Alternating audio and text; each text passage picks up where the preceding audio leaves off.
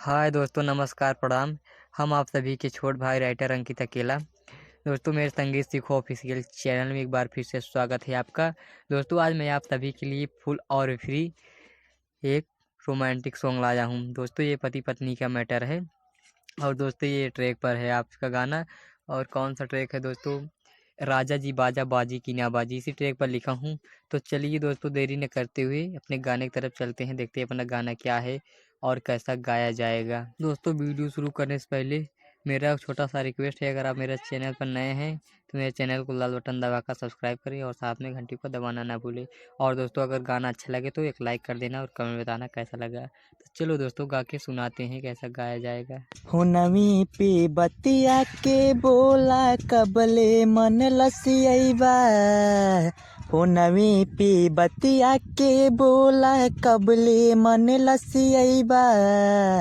ए राजा जी घरमा अइबा कि ना अइबा। अरे सैया जी घरमा अइबा कि ना अइबा।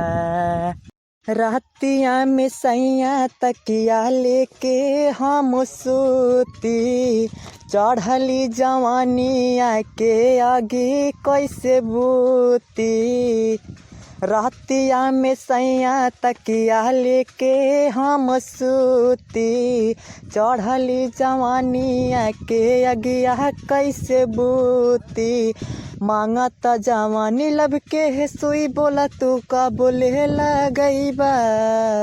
मांगत जवानी लब के है सुई, बोला तू कब लगैबा।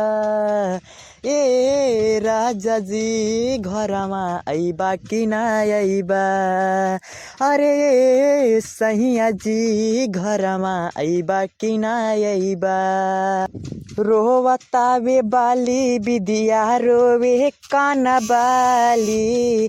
देतावे गारी मने मने ओठलाली। रोवतावे बाली विदिया रोवे काना बाली। देतावे गारी मने मने ओठलाली। करत माने ओठवा के जाम, बोला तू कब पिलैबा। करत माने ओठवा के जाम, बोला तू कब पिलैबा। ए राजा जी घरमा अइबा कि ना अइबा। अरे सैया जी घरमा अइबा कि ना अइबा। बासी में जवानी नइखे बहका तमानी हो। चोलिया के भीतर छनका ताटे जो बानी हो।